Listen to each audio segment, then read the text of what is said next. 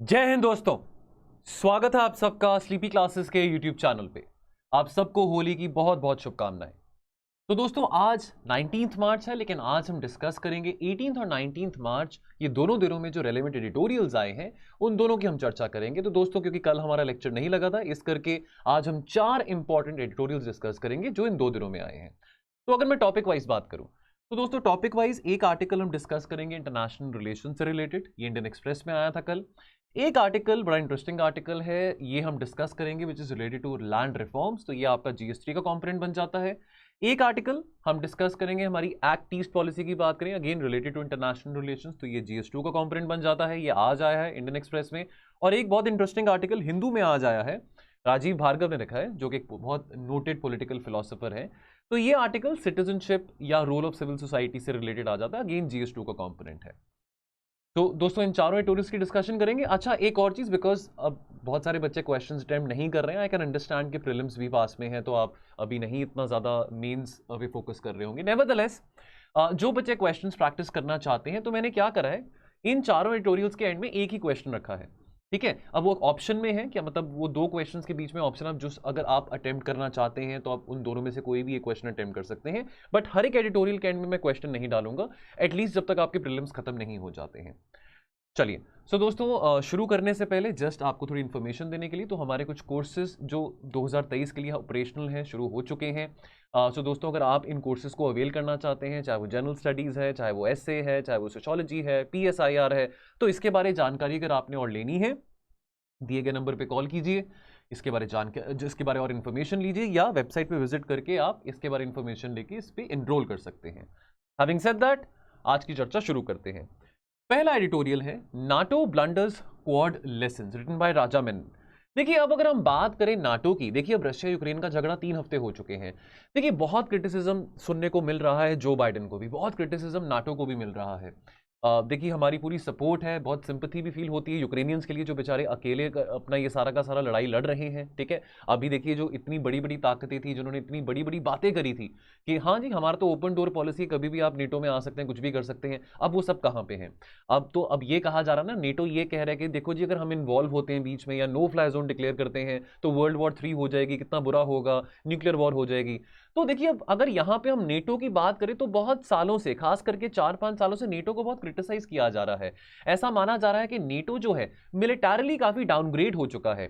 और अगर हम सिविलियन टच की बात करें तो जो नेटो के अभी प्रेजेंट सेक्रेटरी जनरल है वो एक मिलिट्री बैकग्राउंड से नहीं है, वो एक पॉलिटिशियन है जो कि नॉर्वे बेस्ड पॉलिटिशियन है by the name of Stoltenberg. तो अब बहुत बार ये बात करी गई है कि नेटो जो कि इतना बड़ा पैक्ट साइन करा गया था कलेक्टिव सिक्योरिटी का, आज इतना इतना इनसिग्निफिकेंट नेटो क्यों बन गया है।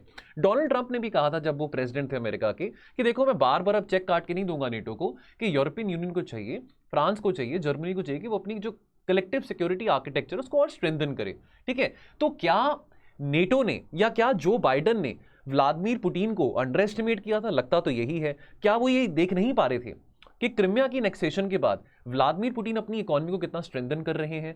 क्या व्लादिमीर पुतिन को यह पता नहीं था कि अगर वो यूक्रेन पे इन्वेड करेंगे तो उन पे सैंक्शंस लग जाएंगे? तो he was very well prepared. Vladimir Putin अब वो अनाड़ी नहीं है, he was very well prepared कि ये चीजें होने वाली हैं, ठीक है। ऐसा लगता है कि नेटो और वेस्ट दोनों ने, क्योंकि देखिए NATO is primarily run by America, right, तो ऐसा लगता है कि नेटो बहुत ज्यादा बिजी था कि कैसे हम नेटो को इटसेल्फ जो ब्लॉक है उसको मिलिटरली डाउनग्रेड करें, कैसे उसमें सिविल जो सिविलियंस जो फोर्सेज हैं, जो सिविलियन टच उसको ज्यादा दे सके, ठीक है। Now, also the West, they clearly failed to connect Putin's invasion of Georgia, whether that was in 2008 or Putin's invasion as far as annexation of Crimea is concerned. So they definitely were underestimating Vladimir Putin, right? So शायद उनको ये लगता था कि देखो Vladimir Putin वो वाली बात तो है नहीं कि जो स्टालिन में थी, ठीक है। या अब ऑब्वियसली अब ये उनको ऐसा व्यू था कि भी व्लादिमीर पुतिन कौन सा रशिया को वो सोवियत यूनियन फिर से क्रिएट कर देंगे। लेकिन अभी जो चीजें हो रही हैं क्लियरली काफी हद तक अंडर एस्टिमेट किया गया था व्लादिमीर पुतिन को। तो क्या ऐसी गलती करी नेटो ने? देखिए पहली बात तो वेस्ट ने तो बहुत ज्यादा ओवरचर्स दिखाने की कोशिश करी टू जेलेंस्की जो कि यूक्रेन के प्रेसिडेंट हैं, ठीक है। लेकिन अभी जेलेंस्की तो अकेले ही हैं। अभी जेलेंस्की कितनी बार कह रहे हैं कि जी हमारी हेल्प करो, लेकिन नेटो तो भी हेल्प पे नहीं आ रहा है, ठीक है। तो स्टोल्टनबर्ग है ना, he is a Norway based politician, ये सेक्रेटरी जनरल है नेटो के। तो नेटो के सेक्रेटरी जनरल एक पॉलिटिशियन क्यों है? नेटो के सेक्रेटरी जनरल कोई मिलिट्री बैकग्राउंड के बंदा क्यों नहीं है? ठीक है, there is no doubt that Russia will eventually, ठीक है, ये लड़ाई चलो अब कुछ एक्सपर्ट्स कह रहे हैं कि लड़ाई खत्म हो जाएगी, मई तक हो जाएगी, अप्रैल तक हो जाएगी, चलो जब भी हो लड़ाई खत्म, तो इवेंचुअली तो रशिया अपने आप को विड्रॉ करेगा। लेकिन NATO is paying for some sins, paying for the error of civilizing of NATO when confronted with Putin's vision of greater Russia।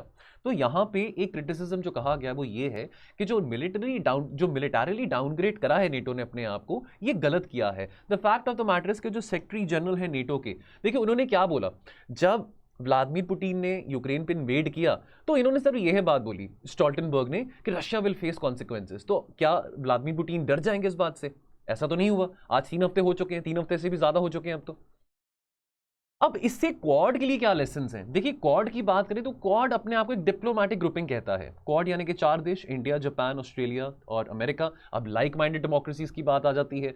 तो क्वाड इतना ज्यादा डरता क्यों है अपने आप को एक why does Quad calls itself as a diplomatic grouping? Why isn't Quad able to call itself as a military grouping? Right, तो यहां पे मिलिट्री की बात क्यों नहीं हो सकती है? ठीक है, देखिए अगर वॉर इंडो पैसिफिक में हो, देखिए अब चाइना को कंटेन करना इन चारों देशों का चैलेंज है, तो इतना असर्टिव क्यों नहीं हो सकते हैं? क्या ये चाइना को अपीज कर रहे हैं? चाइना का क्या कहना है? चाइना कहता है कि जो क्वाड है, ठीक है, या ऑकस है, ये तो एशियन नाटो की तरह है। तो लेकिन हम चाइना को अपीज कर रहे हैं क्या, जो 4 के 4 देश है, कि ये कह के कि नहीं ये तो डिप्लोमेटिक ग्रुपिंग है, यहाँ पे तो वैक्सीन की बात करी जा रही है, कोविड की बात करी जा रही है, क्लाइमेट चेंज की बात करी जा रही है, ठीक है, स्पेस टेक्नोलॉजी, साइबर सिक्योरिटी। तो हमको इतना डर क्यों लगता है चाइना को बोलने के लिए कि हाँ ये डिप्लोमेटिक ग्रुपिंग नहीं है, this is a military grouping just like NATO is. देखिए इंडो पैसिफिक में और यूरोप में फर्क है। इंडो पैसिफिक मैरिटाइम डोमेन आ जाता है, यूरोप कॉन्टिनेंटल डोमेन आ जाता है। To call Quad as a diplomatic grouping is a catastrophic error. Why is the Quad appeasing Beijing? Why is the Quad unable to say that look, we are not a diplomatic grouping? The fact of the matter is कि Quad is all about what? Maritime domain awareness, ठीक है, information sharing, ठीक है। हम ये जो सब बातें यहाँ पे डिस्कस कर रहे हैं, this is purely related to naval activities. तो इसके लिए एक कंटिन्यूस कम्युनिकेशन होना बहुत जरूरी है between the naval commanders of all these countries, और एक कमांड ऑर्गेनाइजेशन होना बहुत जरूरी है, एक सेक्रेटेरिएट होना बहुत जरूरी है। इन सब चीजों में से कोई भी चीज नहीं है क्वाड के पास। क्वाड सिर्फ एक डिप्लोमेटिक ग्रुपिंग है। तो क्या ये क्वाड भी नेटो का रास्ता फॉलो कर रहा है कि क्वाड अपने आप को मिलिटरली अपग्रेड क्यों नहीं कर रहा? ठीक है, ये बात यहां पे करी जा रही है ना। देखिए अब हर एक देश का डिफरेंट मुद्दा है चाइना के साथ। जो इंडिया की प्रॉब्लम है चाइना के साथ, क्या पता वो सेम प्रॉब्लम जापान ऑस्ट्रेलिया की ना हो। अमेरिका की डिफरेंट प्रॉब्लम है चाइना के साथ। अगर इंडिया की बात करें तो देखिए इंडिया बहुत तंग है चाइना के जो ऑब्स्ट्रक्शनिस्ट या अग्रेसिव अप्रोच के साथ। तो अगर हम बात करें एलएसी पे, ठीक है, एलएसी पे जो पिछले 2 साल से हमारा झगड़ा चल रहा है, तो चलो 2 साल से नहीं तो झगड़ा तो कितने सालों से चल रहा है, 70 साल हो चुके हैं हमारा चाइना का जो डिस्प्यूट चल रहा है। तो हमारे जो इश्यूज हैं चाइना के साथ वो डिफरेंट है। अमेरिका की बात करें, अमेरिका ने आज इस बात को रियलाइज कर लिया है कि भाई अब मैं यूनिपोलर मूवमेंट में तो नहीं रह रहा हूं। अमेरिका ने इस बात को रियलाइज कर लिया कि भाई जो चाइना है वो सिग्निफिकेंट अदर पोल है, कि भाई बायपोलर कॉन्टेस्ट जो 1991 में खत्म हो चुका था सोवियत और अमेरिका के बीच में, आज वो फिर से रिवाइव हो रहा है बिटवीन यूएसए एंड चाइना। तो ये अमेरिका का इशू है, ठीक है। अब जापान और ऑस्ट्रेलिया की बात करें तो जापान और ऑस्ट्रेलिया आइडियोलॉजिकल अलाइज है अमेरिका के। तो हर एक देखिए यहां पे कन्वर्जेंसेस नहीं है। तो अगर इंडिया इस बात को कहे कि चलो अमेरिका मेरे साथ है, ऑस्ट्रेलिया मेरे साथ है, देखिए अपनी जो बाजुएं हैं, अपने जो कंधे हैं वो खुद ही मजबूत करने पड़ेंगे। किसी और के बलबूते पे आप नहीं चाइना के साथ लड़ सकते हैं, ठीक है। लेकिन हमारी उम्मीद जरूर है, हम यहां पे गलत तो नहीं है ना अगर हम कहें कि इसको थोड़ा मिलिट्री स्ट्रेंथन करा जाए, ठीक है। ऑकस में तो अमेरिका बहुत खुशी खुशी ऑस्ट्रेलिया को नेवल जो सबमरीन टेक्नोलॉजी है वो बनाने की टेक्नोलॉजी दे रहा है। हमारे साथ ऐसा एग्रीमेंट क्यों नहीं अमेरिका ने साइन किया? तो ये सब बातें यहां पे आ जाती हैं। Now Quad going the path of NATO, ना confusing Beijing by calling it as a diplomatic grouping, यानी कि चाइना को इस बात को खुश करने के लिए कि देखो चाइना ऐसा है कि आप हमको एशियन नेटो कह रहे हो लेकिन हम तो डिप्लोमेटिक ग्रुपिंग है, इससे क्या जो प्रॉब्लम है चाइना का जो अग्रेशन है क्या वो कम हो जाएगा? ठीक है, तो चाइना का अग्रेशन तो नहीं कम होने वाला। प्यूटीन की बात करें और जी जिनपिंग की बात करें तो ये आप चाहे अल्फा कहिए, आप इनको चाहे अल्फा कहिए, चाहे इनको सिग्मा कहिए, जो मर्जी कहिए, लेकिन ये बहुत स्पष्ट कर चुके हैं दैट देखो कि हम यहाँ पे बहुत लंबे अरसे के लिए हैं, चाहे उसके लिए हमको हमारे संविधान में मैनिपुलेशन क्यों ना करनी पड़े, ठीक है। तो अब जी जिनपिंग और पुतिन दोनों कह रहे हैं कि जब तक हम जिएंगे तब तक तो हम यहां पे राज करेंगे रशिया में और चाइना में। तो आप जितने मर्जी आप स्टेप्स उठा लो, जितने मर्जी आप क्वाड का ब्लॉक बना लो, जितना मर्जी आप नेटो को स्ट्रेंथन कर लो, लेकिन हमको फर्क नहीं पड़ने वाला। Quad meeting should be headed by naval officers, यहां पे ये सजेशन दिया गया है, rather than being headed by diplomatic officers. तो दिस विल अवॉइड, तो यहां पे इस एडिटोरियल में जो ऑथर कह रहे हैं कि क्वाड की जो ग्रुपिंग है, अगर नेवल ऑफिसर्स अगर इसको हेड करेंगे, अगर इसको थोड़ा सा हम और मिलिट्री टच देते हैं, तो जो बातचीत है वो नेवल डोमेन में ज्यादा हो पाएगी। अभी जो बातचीत हो रही है वो ठीक है, वो बातचीत भी बहुत जरूरी है, Covid, climate change, natural disasters, वो भी बहुत जरूरी है, लेकिन सिर्फ ये बातें करके हम चाइना को कंटेन नहीं कर सकते हैं। कैटेगोरिकली इस एडिटोरियल में ये बात कह के जो ऑथर है वो कंक्लूड कर रहे हैं। चलिए दोस्तों, अगला एडिटोरियल, रिपल इफेक्ट रिफॉर्म। तो this is written by Ajay Tirkey. तो ये सेक्रेटरी हैं लैंड रिसोर्स डिपार्टमेंट के। देखिए दोस्तों, अगर हम बात करें डिजिटाइजेशन ऑफ लैंड रिकॉर्ड्स की, तो सरकार की तरफ से बहुत ज़्यादा एक एम्फोसिस दिया जा रहा है, बहुत पुश दिया जा रहा है कि कैसे हम लैंड को और ट्रांसपेरेंट कर सकते हैं। ठीक है, देखिए देखिए दोस्तों, देखिए लैंड को लेके बहुत डिस्प्यूट्स रहते हैं, बहुत झगड़े रहते हैं। ठीक है, हम ये भी कहते हैं कई बार, बहुत देखिए बहुत कॉमन सी अंडरस्टैंडिंग है, जो ब्लैक मनी है सारा का सारा रियल एस्टेट में फंसा होता है। ठीक है, in fact real estate thrives on black money. तो हम ट्रांसपेरेंसी अगर लेके आएंगे तो बहुत अच्छी बात रहेगी। अब अगर हम डिजिटाइजेशन की बात, हम डिजिटल इंडिया की बात करें, तो बहुत अच्छी बात है कि स्टेट गवर्नमेंट्स भी इस दिशा में मूव कर रहे हैं कि लैंड रिकॉर्ड्स को, लैंड रिफॉर्म्स को डिजिटाइज किया जा रहा है, लैंड्स को और ट्रांसपेरेंट बनाया जा रहा है। ठीक है, तो the fact of the matter is कि the computerisation and the digitisation of land records undertaken in the recent past, this has enabled the e-procurement of wheat and paddy in the states very efficiently, very effectively. This is also, जो अगर हम digitization of land records की बात करें, तो इससे farmers को भी बहुत फायदा है।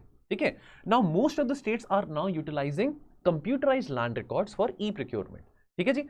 नाउ अब पुश फॉर लैंड रिफॉर्म्स की अगर हम बात करें, तो देखिए जो अभी हाल ही में जो बजट अनाउंस किया गया था, तो उसमें बहुत ज़्यादा एम्फेसिस दिया गया था लैंड गवर्नेंस इनिशिएटिव्स को लेके। तो यहाँ पे बात करी गई थी कि अगर हमने डिजिटाइजेशन की बात हो रही है, तो यहाँ पे टेक्नोलॉजी की बात आ रही है कि अगर हमने लैंड रिफॉर्म्स लेके आने हैं, अगर हमने बेटर गवर्नेंस, एफिशिएंट गवर्नेंस दिखानी है लैंड में, तो हमको उसके लिए टेक्नोलॉजी का इस्तेमाल बहुत ज़्यादा करना पड़ेगा। ये एक बहुत प्रैक्टिकल और बहुत प्रैग्मेटिक वे रहेगा of implementing the central schemes in the states. यानी कि देखिए जो भी किसान है, उसकी जो फसल है, उसका जो लैंड है, वो सामने होगा कि भाई जिस फार्मर को जितना बेनिफिट मिलना चाहिए सरकार के द्वारा, तो सरकार को भी पता है कि ये लैंड किस फार्मर के नाम पे है, किस इंडिविजुअल लैंड होल्डर के नाम पे है, कितनी फसल वहां पे उगाई जा रही है। ठीक है, तो ये सब चीजें एक रिकॉर्ड में मेंटेन रहेंगी।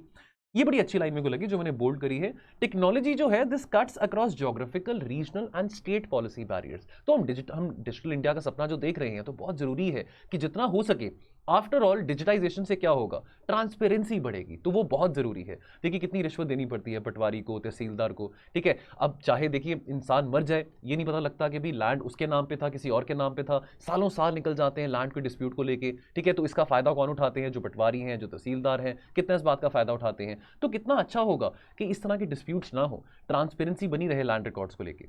अब यहाँ पे कुछ जो इनिशिएटिव सरकार ने जो भी शुरू करे हैं ट्रांसपेरेंसी लेके आने के लिए, जो हम डिजिटाइजेशन की बात करें, एक इनिशिएटिव है unique land parcel identification number, ULPIN, UL pin.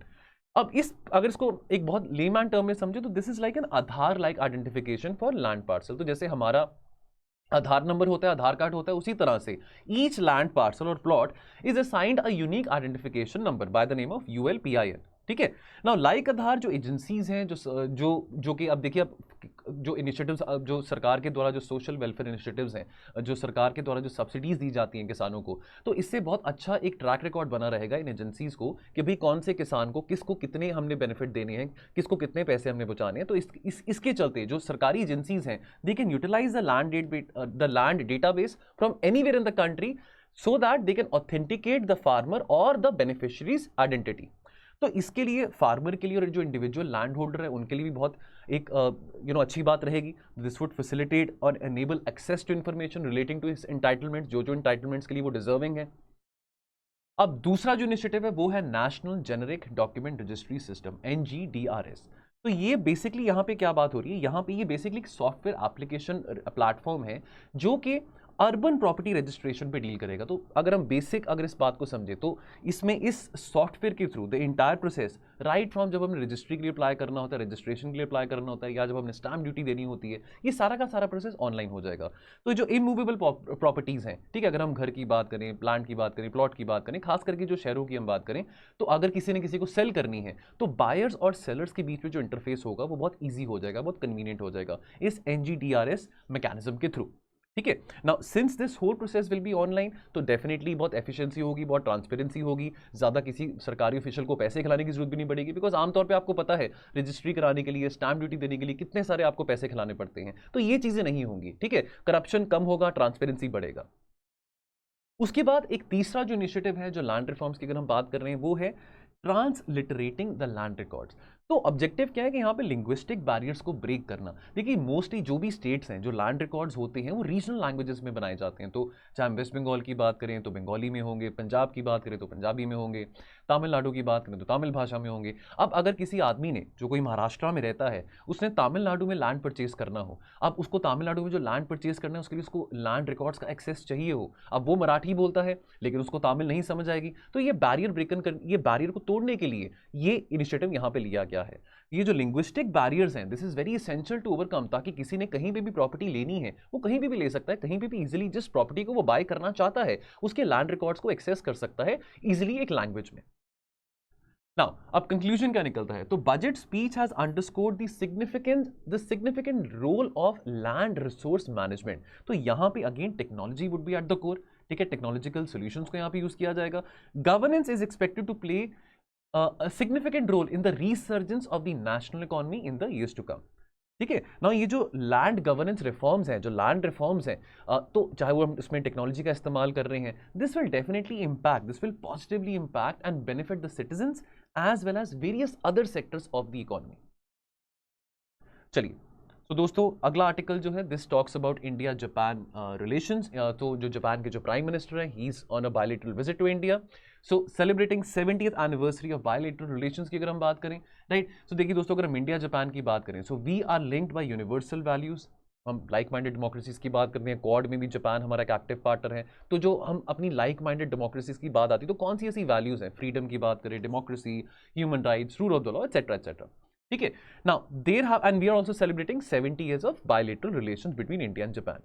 Now there have been shared so both the nations have have had a shared history, a long history of exchange. Japan and India are special strategic and global partners.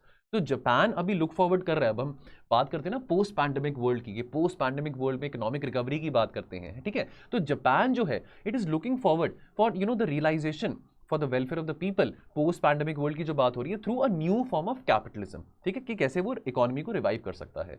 और इसके लिए वो India को बहुत actively look forward कर रहा है कि India is certainly the best partner. तो ये जापान के जो प्राइम मिनिस्टर हैं उन्होंने एडिटोरियल लिखा, उन्होंने ये बेसिकली ये पैसेज लिखा है, तो उनका ये कहना है कि इंडिया जो है is the best partner to have when seeking to realise a new form of capitalism. Japan looks up to India, why does Japan looks up to India? तो इसके कुछ कारण यहाँ पे बताए गए हैं। पहली बात तो अगर हम बात करें response to the global health crisis pandemic के चलते, तो हम सीरम इंस्टीट्यूट ऑफ इंडिया की बात करते हैं, तो vaccine manufacturing facilities of the world India में लाया करती हैं, ठीक है, pharmacy of the world India को कहा जाता है। तो मेजर मैन्युफैक्चरिंग बूस्ट देखने को मिला है इंडिया में, खास करके जो ग्लोबल पैंडेमिक रिस्पॉन्स रहा था। उसके बाद जो हमारी कोशिशें हैं कि टुवर्ड्स 2070 हम नेट जीरो के टुवर्ड्स मूव करना चाहते हैं, तो जो हमारी डीकार्बनाइजेशन एफर्ट्स हैं, जो हमारी एफर्ट्स है कि हम कैसे ट्रांजिशन लेके आ सके टुवर्ड्स ग्रीन एनर्जी। फिर हम बात करें इंटरनेशनल सोलर अलायंस की, राइट। तो चाहे हम बात करें एडवांस डिजिटल सोसाइटी इनिशिएटिव्स की, सोशल वेलफेयर स्कीम्स की, जहां पे आधार कार्ड को यूज किया जा रहा है, ट्रांसपेरेंसी को बढ़ाने की बात करी जा रही है, या अगर हम बात करें the promotion of economic security initiative such as the supply chain resilience. तो ये एक ट्रायलेटरल एग्रीमेंट है between India, Japan and Australia, the supply chain resilience, जिसको पिछले साल अप्रैल ऑफ 2021 में इस इनिशिएटिव को लॉन्च किया गया था। नाउ अब बात आती है free and open Indo Pacific की, बिकॉज ऑब्वियसली क्वाड पार्टनर्स हैं, लाइक माइंडेड डेमोक्रेसीज की बात होती है, तो कहीं ना कहीं डेफिनेटली दोनों देशों का जो चैलेंज है और जो कंसर्न है वो चाइना को कंटेन करने का है, ठीक है। तो कैसे एक free and open Indo Pacific हम अपहोल्ड कर सकें based on international law, based on international order, ठीक है, from the perspective of diplomacy and security in the Indo Pacific region. Now it is very well understood by the quad leaders. तो देखिए अब ये सब बातें अभी हमने पहले आर्टिकल में भी डिस्कस करी थी कि डिप्लोमेसी की बात तो करी जा रही है, लेकिन मिलिट्री की बात यहाँ पे क्यों नहीं करी जा रही है क्वाड में। तो इस बात की जो चिंता है कि क्वाड भी कहीं नेटो तरह तो नहीं बन जाएगा जो आज के टाइम पे नेटो है, राइट। बिकॉज ऑब्वियसली सिर्फ डिप्लोमेसी के थ्रू या क्लाइमेट चेंज के थ्रू या कोविड की बातें करें, वैक्सीन की बात करें, सिर्फ इसके थ्रू आप चाइना को नहीं डरा सकते हो, इसके थ्रू आप चाइना को नहीं कंटेन कर सकते हो। बट नेवरदलेस अब ये ऑब्वियसली इस एडिटोरियल में ये जापान के प्राइम मिनिस्टर ने एडिटोरियल लिखा, तो डेफिनेटली यहाँ पे ये सब बातें वो नहीं लिखेंगे, बट जस्ट अपनी अंडरस्टैंडिंग के लिए। Both Japan and India are committed to taking bold measures, के कैसे जो चैलेंजेस हैं, ठीक है, ये चैलेंजेस को टैकल करना भी बहुत जरूरी है। हमको भी देखिए बहुत कोऑपरेशन की जरूरत है। देखिए जापान एक एडवांस्ड इकोनॉमी है एज कम्पेयर टू इंडिया, तो जो भी टेक्निकल नो हाउ है to deal with climate change, vaccine की बात करें, साइबर सिक्योरिटी मेजर्स की बात करें, तो जो भी टेक्निकल नो हाउ है, जो टेक्निकल एक्सचेंज रहेगा दोनों देशों के बीच में, वो बहुत जरूरी है। और climate change is a very hard reality, I mean this is something collectively जो सभी देशों को इकट्ठे मिलकर डील करना है। तो यहाँ पे बात आती है special strategic and global partnership की। तो जो जापान इंडिया के रिलेशंस हैं over a period of the last 70 years they have evolved into an inclusive and multi layered relationship based on the cultural bonds and firm friendship. तो people to people exchanges की हम बात करें between the both the countries, तो उसके ऊपर बहुत emphasise किया गया है। Cooperation has also been seen in the area of security, तो यहाँ पे जॉइंट एक्सरसाइजेस होल्ड की जा रही हैं between the Japan self defence forces and the Indian armed forces.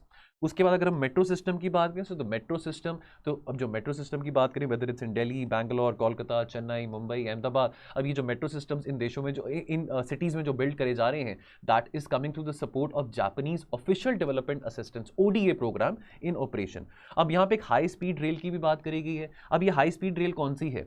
ये जो हाई स्पीड रेल जो इंडिया में एक प्रोजेक्ट जो बुलेट ट्रेन का बनाया जा रहा है, कौन से दो शहरों के बीच में, आपने कमेंट सेक्शन में कमेंट करना है। इसके लिए जापान सपोर्ट कर रहा है, फाइनेंशियली जापान इसमें फंडिंग दे रहा है। तो जापान ने लगभग 81,000 करोड़ से ज़्यादा पैसे थ्रू ODA लोन्स दिए हैं इंडिया को through the JICA। Now what is JICA? Japan international cooperation agencies. चलिए दोस्तों, अगला एडिटोरियल, ये लास्ट एडिटोरियल रहेगा आज का। देखिए ये एडिटोरियल लिखा है राजीव भार्गव ने, बहुत एक नोटेड पॉलिटिकल फिलोसोफर हैं। Enter the passive subject, exit the active citizen. देखिए अब ये एडिटोरियल अगर आप वैसे पढ़ेंगे तो आपको समझ नहीं आएगा कि इतनी बड़ी बड़ी बातें लिखी गई हैं कि अब कहना क्या चाह रहे हैं।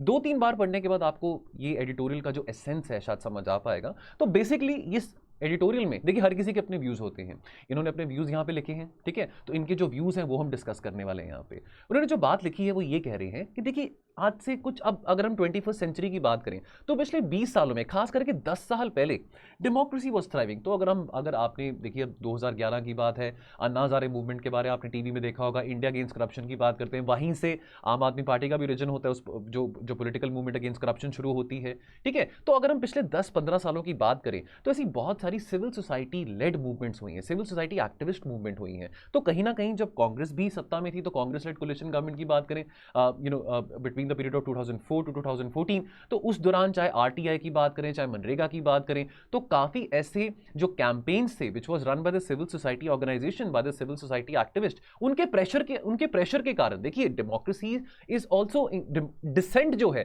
That is also very essential part of democracy, ठीक है। हर एक पॉलिसी, अगर सरकार अगर कोई पॉलिसी निकालती है तो जरूरी नहीं कि हमको हर एक पॉलिसी अच्छी लगे या हर एक पॉलिसी में हमने अग्री करना है, हम अपना डिफरेंसेस दिखा सकते हैं। तो सिविल सोसाइटी बहुत एक क्रिटिकल पार्ट प्ले करती है by acting as a pressure group कि कैसे पब्लिक पॉलिसी को इन्फ्लुएंस किया जा सके। तो ये सब बातें पिछले 15-20 साल में देखने को मिली हैं। तो चाहे हम बात करें the horrific rape and murder of Nirbhaya, तो कितने सारे यंगस्टर्स, कितने सारे नौजवान सड़कों पर आकर उन्होंने प्रोटेस्ट किया था, जस्टिस के लिए डिमांड किया था। तो इस तरह की सिविल सोसाइटी जो मूवमेंट्स हैं काफी देखने को मिली थी।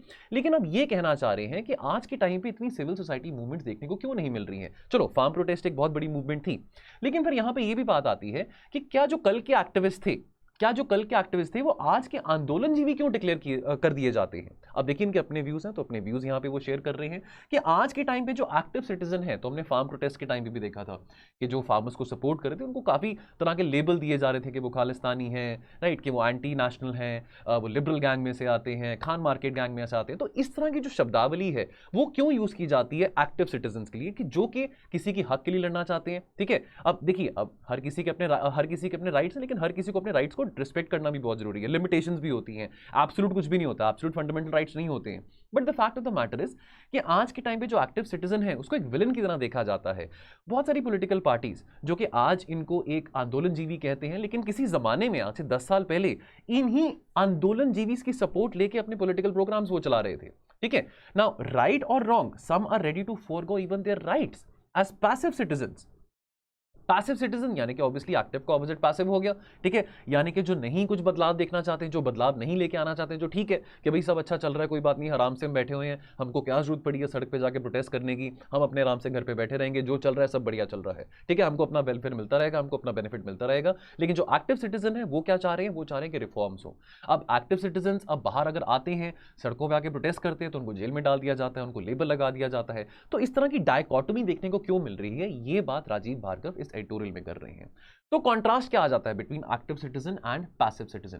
तो एक्टिव सिटीजन कौन है? जो कि वोट कर सकता है, ठीक है, पब्लिकली वो मुद्दों को डिस्कस कर सकता है, पब्लिकली मुद्दों को डिस्कस करके ग्रुप्स में एक प्रेशर ग्रुप बना के सिविल सोसाइटी ऑर्गेनाइजेशन जो किसी मुद्दे को डिस्कस करते हैं, कैसे वो इन्फ्लुएंस कर सकते हैं पब्लिक पॉलिसी को। तो for example right to information की बात करें, राइट टू एजुकेशन की बात करें, मनरेगा की बात करें, तो इस तरह की जो पब्लिक पॉलिसीज हैं, ऑब्वियसली इनका ये जो आई है public policies, that was the result of the pressure created by the civil society organisation, ठीक है। और पैसिव सिटीजंस कौन है? पैसिव सिटीजंस वो हैं कि जो कि कुछ करना नहीं चाहते हैं, जो कुछ कर नहीं सकते हैं, यानी कि दे आर अनएबल टू और अनविलिंग टू वोट, कि चलो हमको क्या जरूरत पड़ी कुछ करने की, कोई बात नहीं, जो भी आएगा कोई बात नहीं, क्या फर्क पड़ने वाला है हमको। तो ये इस तरह का माइंडसेट भी अच्छा नहीं होता ना, कि देखिए अब हम अगर अब एक्टिव सिटीजनशिप दिखाएंगे तभी हम बदलाव लेके आ पाएंगे। ऐसे घर पे बैठ के सिर्फ टीवी देख के या कमेंट्स करके फेसबुक पे या इंस्टाग्राम पे तो बात नहीं बनने वाली है, सोशल मीडिया वॉरियर्स बन के तो बात नहीं बनने वाली है, ठीक है।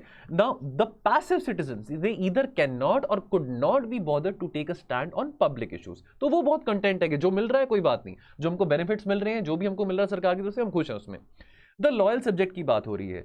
अब यहाँ पे जो पैसिव सब्जेक्ट्स हैं, क्या वो पेट्रोनेज पे रह रहे हैं, क्या वो स्टेट गवर्नमेंट, क्या वो सेंट्रल गवर्नमेंट के पेट्रोनेज पे रह रहे हैं? अब ये तो नहीं कहा जा सकता कि सिटीजन, देखिए अब सिटीजंस को ये कहना, देखिए एक टाइम था 1974 में जब ये नारा लगाया गया था कि Indira is India and India is Indira, तो ये कहा नहीं जा सकता। देखिए पावरफुल स्टेट है, पावरफुल हमारी कॉन्स्टिट्यूशन है, पावरफुल हम लोग हैं, कोई रूलर नहीं है, चाहे वो कोई भी रूलर हो, चाहे वो आज हो, चाहे वो 50 साल पहले थे, चाहे वो आने वाले 50 साल में होंगे।